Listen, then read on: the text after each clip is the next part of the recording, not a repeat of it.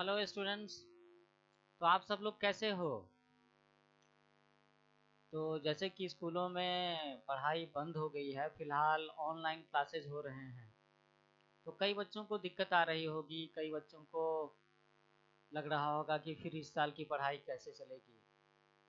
तो कोई बात नहीं, आप सब बच्चों के पास में ना किताबें होनी चाहिए। सबसे पहले अपनी किताबों पर ध्यान दो कि अपने कोर्स की किताबें ज़रूर खरीद लो। जैसे आज मैंने डीएवी स्कूल के बच्चों के लिए 7th क्लास की जो हिंदी की किताब है ज्ञान सागर, उसे अपने हाथ में उठाया है। सोचा है कि इसका एक चैप्टर आपके साथ में डिस्कस करूंगा। तो मैं आप सब बच्चों से यही कहना चाहूँगा कि आप सब बच्चे, जिन बच्चों ने भी एडमिशन लिया हुआ है, तय कर रखा है कि मुझे पढ़ाई करनी ही है और अच्छे से पढ़ाई करनी है, तो सबसे पहले आप जा कर के किताबें ज़रूर खरीद लो। या तो स्कूल से खरीद लो, या अगर किसी दोस्त से मिल जाने की उम्मीद है तो वो किताबें खरीद लो। पढ़ाई चलती रहनी चाहिए। आपकी स्कूल के ऑनलाइन क्लासेस भी होने वाले होंगे। अगर आपकी स्कूल से ऑनलाइन क्लासेस अभी नहीं शुरू हो रहे हैं तो इस पीरियड में आप मेरे यूट्यूब चैनल से आप अपने क्लासेस के लेक्चर सुन सकते हो सकता है कई बार आपको फील हो कि जैसे स्कूल में पढ़ाया जा रहा है, मैं उससे ज़्यादा डिटेल में आपको पढ़ा रहा हूँ। तो ये आपके फ़ायदे की ही बात है ना, कि अगर आप अपने स्कूल के क्लास का लेक्चर सुनने से पहले अगर एक बार मेरे यूट्यूब चैनल से अपने क्लास का लेक्चर सुन लेते हो, तो आपको अपने स्कूल का लेक्चर सुनने में, समझने में काफ़ी सारी सहूलियत होगी। आप अपने चैप्टर को शायद एक ही लेक्चर में समझ लो। तो ठीक है, आज जो पहला चैप्टर मैं शुरू करने जा रहा हूँ क्लास 7th के बच्चों के लिए, हिंदी की किताब का, जिस किताब का नाम है ज्ञान सागर। तो पहले चैप्टर में कविता है जिसका नाम है 12 मासा। 12 मासा, तो 12 मासा ये नाम सुन करके आप सब लोगों को कैसा लगता है बच्चों? कैसा लगता है? 12 मासा। जो बच्चे हिंदी भाषा जानते हैं वो 12 का मतलब समझ गए होंगे। 12 दैट इज 12। 12 का मतलब होता है 12। और मासा, मास का मतलब होता है महीना। तो 12 मासा, ये जो हमारे साल में एक साल में 1 ईयर हैव 12 मंथ्स, तो उसी के बारे में बात है कि एक साल में ये जो 12 महीने होते हैं, उस 12 महीनों में प्रकृति के अलग अलग रंग होते हैं, मौसम का अलग अलग रंग होता है, उसके बारे में ही ये कविता है। और इस कविता के लेखक हैं नारायण लाल परमार जी। एक और ख़ास बात है कि इसमें जो 12 मास लिखे गए हैं वो रोमन कैलेंडर के 12 महीने नहीं हैं, वो हिंदी महीने के, हमारे देश का जो हिंदी पंचांग है, हिंदी कैलेंडर है, उसका 12 महीना है। आप सब बच्चों के घर में हो सकता है सब बच्चों के घर में ना सही तो कुछ बच्चों के घर में आपने देखा होगा कि एक कैलेंडर टंगा होता है, जिसे कभी ठाकुर प्रसाद का कैलेंडर बोलते हैं या कुछ और भी पंचांग होता है। इसमें आपने देखा होगा विक्रम संवत लिखा होता है। इसमें नए साल शुरू होने की बात कब से होती है? नया साल शुरू होने की बात होती है होली के बाद से। तो हिंदी के जो महीने होते हैं ना, हिंदी कैलेंडर के महीने, चैत, बैसाख, फागुन, जेठ, आषाढ़, सावन, भादो, आश्विन, कार्तिक, अगहन, पूस, यही जो 12 महीने हैं, इन्हीं 12 महीनों के बारे में कवि नारायण लाल परमार जी ने बताया है। तो अब हम लोग ये कविता पढ़नी शुरू करते हैं। पहला पैराग्राफ है कि चैत महीने का प्यारा, सुंदर रूप अनूप है, गर्म गर्म हवा चलने लगती, खट्टी मीठी सी धूप है। तो एक बात आपके मन में हो सकता है कि ये जो कविता शुरू हुई, इसका पहला पैराग्राफ में चैत महीने का नाम क्यों है? तो बच्चों ऐसी बात है कि ये जो हम लोगों का हिंदी का कैलेंडर होता है ना, इसका सबसे पहला महीना चैत है, ये जनवरी नहीं है। क्या है? ये चैत है। चैत, फागुन खत्म होने के बाद जो महीना शुरू होता है, होली के बाद का जो महीना शुरू होता है, वही चैत। तो कवि नारायण लाल परमार जी ने लिखा है कि चैत महीने का प्यारा, सुंदर रूप अनूप है, गर्म हवा चलने लगती, खट्टी मीठी सी धूप है।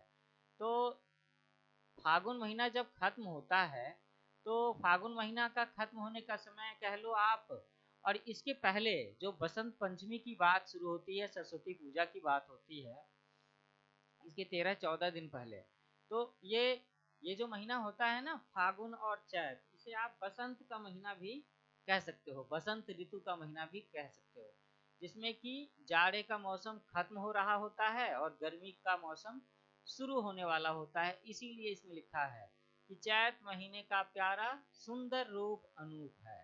बहुत ही सुंदर रूप है, अनूप, अनुपम। बच्चों मैं आपसे ये कहना चाहूँगा कि आपकी इस कविता के पेज के निचले हिस्से में कुछ शब्दार्थ लिखे हैं जिन्हें एक बार आपको नोट कर लेना चाहिए और एक बार पढ़ भी लेना चाहिए। जिसमें लिखा है अनूप का मतलब है निराला, अति सुंदर। मदरसा इसका मतलब है पाठशाला, विद्यालय। मयंक, मयंक चंद्रमा का पर्याय है, चंद्रमा का पर्यायवाची रूप है मयंक। इसके अलावा दूसरे पेज पर जो कुछ शब्दार्थ हैं उसमें लिखा है क्वार, किस महीने को कहते हैं? आश्विन का महीना। फबना, जचना। अगहन, अगहन होता है माघ का महीना, मार्गशीर्ष। सरीखा मतलब किसी चीज के जैसा, लाइक। अटारियां, अटारियां का मतलब है छतें। तो ये एक बार मैंने इसलिए बीच में चर्चा कर दिया है ताकि आगे भी जो कविताओं में, कविता की पंक्तियों में ये सारे शब्द आएंगे तो आपको पढ़ने में सुविधा होगी। तो चैत महीने का प्यारा सुंदर रूप अनूप है, गर्म हवा चलने लगती, खट्टी मीठी सी धूप है। तो मैंने क्या कहा था कि चैत महीने की शुरुआत से धीरे धीरे हवा में गर्मी बढ़ने लगती है। और खट्टी मीठी सी धूप का मतलब क्या कि ये धूप आपको अच्छी भी लगती है और बुरी भी लग सकती है। दोपहर की धूप बिल्कुल 12 बजे 1 बजे की धूप आपको तीखी लग सकती है, खट्टी सी लग सकती है। और 10 बजे की धूप, शाम के 4 बजे की धूप आपको अच्छी भी लगती है। आगे लिखा है आते ही बैसाख के छुट्टी हुई मदरसों की, लगा गूंजने घर आंगन किलकारी से बच्चों की। तो बच्चों बैसाख दूसरा महीना है हमारे हिंदी कैलेंडर का, चैत के बाद बैसाख। और बैसाख का मतलब हो गया कि 15-20 मई के लगभग की बात। तो 15-20 मई के लगभग से क्या होता है कि हमारे स्कूलों में छुट्टियां होने लगती हैं ना, आप सब बच्चों की स्कूलों में छुट्टियां होने लगती हैं। और जो छुट्टी लगभग महीने 1.5 महीने चलती है, उसके बाद से स्कूल जून के आखिर में या कई बार तो वो जुलाई की शुरुआत में जाकर के खुलते हैं। तो बैसाख के आते ही छुट्टी हो जाती है स्कूलों की। मदरसा मतलब है मदरसा का मतलब है स्कूल, कॉलेज, ये सारे के सारे। वैसे आमतौर पर मदरसा का मतलब होता है मुस्लिम बच्चों का स्कूल, लेकिन यहाँ पर मदरसे का मतलब हम सारे स्कूलों को समझेंगे। लगा गूंजने घर आंगन किलकारी से बच्चों की। तो जब बच्चों की स्कूलों में छुट्टियां हो जाएंगी तो बच्चे कहाँ नजर आएंगे, और बच्चों का शोर शराबा, खेल कूद, उनके गाने चिल्लाने की आवाज कहाँ से आएगी? हम सब लोगों के घरों से। इसीलिए ऐसा लिखा है। कोई लगातार हारा लेकिन कोई जीत रहा, तरह तरह के खेलों में जेठ महीना बीत रहा। तो ये तीसरा महीना है साल का। पहला महीना था चैत, उसके बाद आया बैसाख, बैसाख के बाद आया जेठ का महीना। जेठ का महीना को कभी कभी हिंदी कैलेंडर में ज्येष्ठ भी लिखा होता है। ज्येष्ठ का मतलब होता है बड़ा, जेठ का मतलब भी बड़ा होता है। तो जेठ महीने का मतलब है जून का महीना। तो जून महीना कैसा होता है? जब सूरज की गर्मी अपने चरम पर होती है, बहुत तेज धूप होती है। इसी समय में ऐसा होता है ना, ऐसे लगता है जैसे कि हवा नहीं, लू चल रही है, तेज हवा चल रही है, गर्म हवा चल रही है। और ऐसे में दोपहर में बच्चों का क्या, बड़े लोगों का भी आना जाना मना कर दिया जाता है और नहीं निकलना चाहिए। अच्छा, जेठ महीना में एक और बात होती है कि 15-20 जून का होते होते हम सब अखबारों में सुनते हैं, टेलीविजन में भी देखते हैं, सुनते हैं, अखबारों में पढ़ते हैं। क्या पढ़ते हैं? कि अब मानसून आने वाला है, केरल के तट पर मानसून ने दस्तक दिया है। तो अक्सर ऐसा ही होता है बच्चों की 15-20 जून के लगभग में, जब गर्मी का महीना अपने चरम पर होता है, तो उसी समय में हमारे देश के दक्षिणी इलाकों में मानसून की एंट्री होती है। तो उसके बाद धीरे धीरे दक्षिणी भारत से ये मानसून के बादल हमारे मध्य भारत में आते हैं, उत्तरी भारत की तरफ में आते हैं।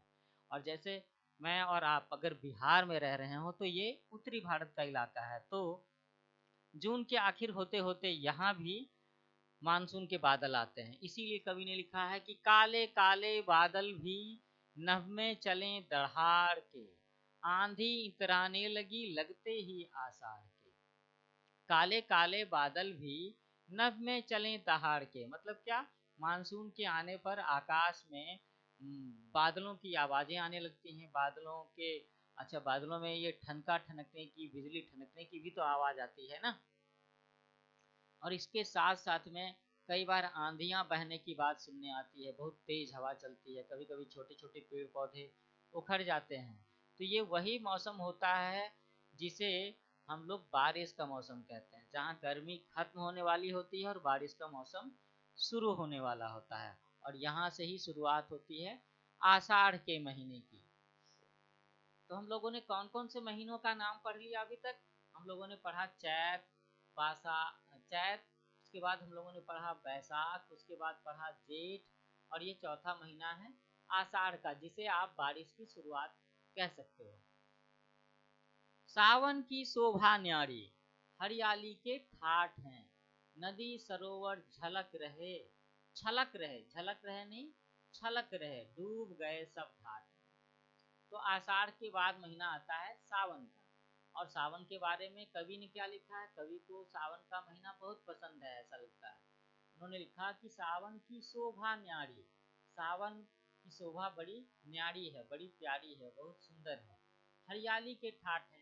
अब जब बारिश होगी तो क्या होगा? बारिश होने से दो बातें होंगी, कि लोगों के छत, मकान, गलियां, सड़कें, ये सब के सब साफ हो जाएंगे, सारी गंदगी बह करके तालाब में, नदियों में चली जाएगी। इसके अलावा और क्या होगा कि खेतों में पानी भरने से ये जितने भी पेड़ पौधे हैं, ये जितने भी अनाज की फसलें हैं, सब जगह हरियाली आ जाती है। इसीलिए लिखा है कि हरियाली के ठाठ हैं, नदी सरोवर छलक रहे, डूब गए सब घाट हैं। और अगर भगवान की कृपा से अच्छी बारिश होती है तो इस मौसम में, सावन में क्या होता है कि सारे के सारे नदी सरोवर तालाब कुएं, है ना, ये सब के सब भर जाते हैं, लबालब भर जाते हैं। इसीलिए लिखा है कि डूब गए सब घाट हैं। और कई बार तो नदियों का पानी, उसके पानी का स्तर ऊपर बढ़ाता है, तो बहुत सारे जो नहाने के घाट होते हैं वो डूब से जाते हैं, उसकी सीढ़ियां डूब सी जाती हैं। पता न चलता तारों का, जाने कहाँ मयंक है, झांक नहीं पाता सूरज, भादों का आतंक है। तो अब सावन के बाद भादों के बारे में लिखा है कि पता न चलता तारों का। तो ऐसा कब होगा? जब आकाश में घने बादल घिरे रहेंगे तो हम लोग इसे क्या कहेंगे? जब आकाश में घने बादल घिरे रहेंगे तो एक भी तारा नजर आएगा क्या? नहीं आता। और चांद भी नजर नहीं आता। ये जो लिखा है ना कि जाने कहाँ मयंक है, तो मयंक चांद का पर्यायवाची है, चांद को ही हम लोग मयंक कहते हैं। तो जब भादों के महीने में घनघोर घटा, घनघोर बादल छाया होता है नभ में, आकाश में, तो न चांद का पता चलता है न तारों का पता चलता है। और कई बार दिन में सूरज भी नजर नहीं आता। तो इसीलिए लिखा है कि झांक नहीं पाता सूरज, भादो का आतंक है। तो ये भादो का महीना है, सावन के बाद भादो। तो अक्सर सावन भादो ये जो महीने होते हैं ना, ये बारिश के महीने कहलाते हैं। अब इसके बाद है कि भैया क्वार महीने में निर्मल होती जलधारा, मौसम कर देता साड़ी हंसी खुशी का बंटवारा। तो ये क्वार कौन सा महीना है? तो ये क्वार का महीना जो है, इसे हम हिंदी के कैलेंडर में आसिन भी कहते हैं, आश्विन, और बोल चाल में इसे क्वार महीना कहते हैं। तो क्वार महीने में क्या लिखा है? इसमें लिखा है कि निर्मल होती जलधारा, कि नदी तालाब कुएं का पानी जो होता है वो स्वच्छ होता है, और साथ में मौसम भी बड़ा अच्छा सा होता है, बड़ा प्यारा सा होता है। ऐसा क्यों होगा भला? क्योंकि गर्मी के आतंक को बारिश से छुटकारा मिल जाता है, तो ये बड़ा सुहावना सा मौसम होता है। आप इसे हेमंत ऋतु की शुरुआत भी कह सकते हो। हेमंत ऋतु भी होता है ना, जब बारिश खत्म होने वाला होता है और जाड़े की आहट शुरू होने वाली होती है, उसी समय का मौसम है ये, आश्विन का महीना। मौसम कर देता साड़ी हंसी खुशी का बंटवारा, कार्तिक में जाड़ा आता, साथ पटाखे फुलझड़ियाँ, फबती सबके चेहरों पर मुस्कानों की मधुलरियाँ। तो बच्चों, ये तो आपके ख्याल में होगा ही ना कि कार्तिक महीने में से ही जाड़े की शुरुआत होती है। वही जाड़ा जो हमारे यहाँ दिवाली पूजा, छठ पूजा के समय में जाड़े की जो हल्की हल्की आहट सी होती है, लोग हाफ स्वेटर पहनना शुरू करते हैं।